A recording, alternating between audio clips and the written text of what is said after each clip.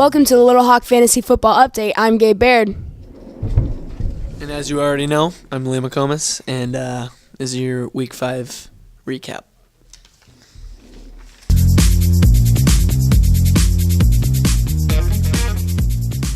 This is the recap of the bus of Week 5.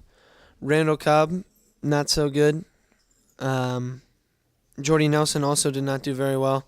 Amari Cooper got 0.1 points if you're not in PPR.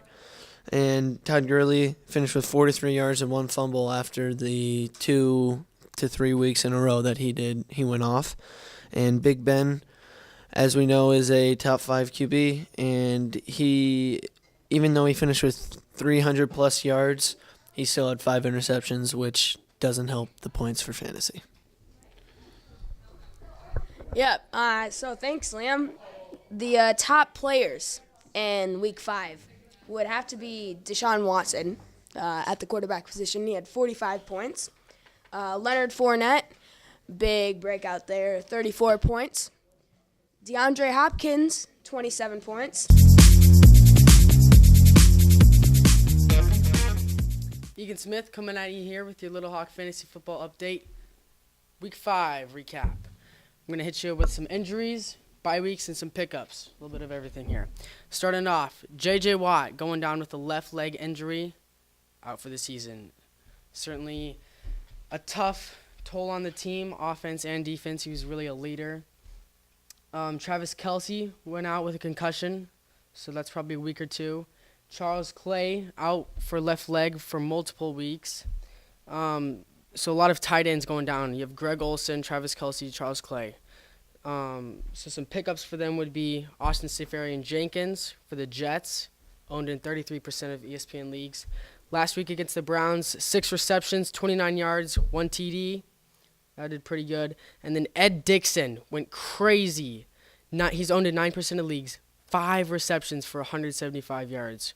Went crazy. So definitely pick one of those two up if you're one of those tight ends, Charles Clay, Travis Kelce, Greg Olsen, who are out for a little bit. More injuries, if you haven't heard, I'd be surprised.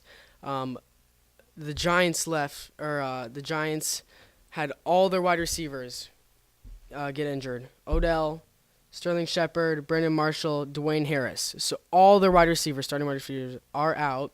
That's a tough team. I mean, we could definitely see 0-16. They're 0-5 right now. Bilal Powell went out. A pickup for them would be Elijah McGuire. He's the next running back coming up. He's owned in 13% of leagues. Definitely pick him up. And Matt Breida made a showcase for San Francisco.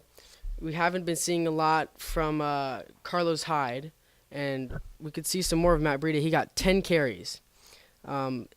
As of about 6 hours ago, the Saints traded Adrian Peterson to the Cardinals for like a draft pick. And so there hasn't really been a running back that has stood up over in Arizona. I think they just had enough and they wanted to trade. So they dropped Chris Johnson and they got Adrian Peterson, and we could see him making a difference over in Arizona. He's at 47% in ESPN leagues. So definitely pick up some of those people. Remember, bye weeks, Buffalo, Cincinnati, Dallas, Seattle. So just watch your lineups there. I'm Egan Smith.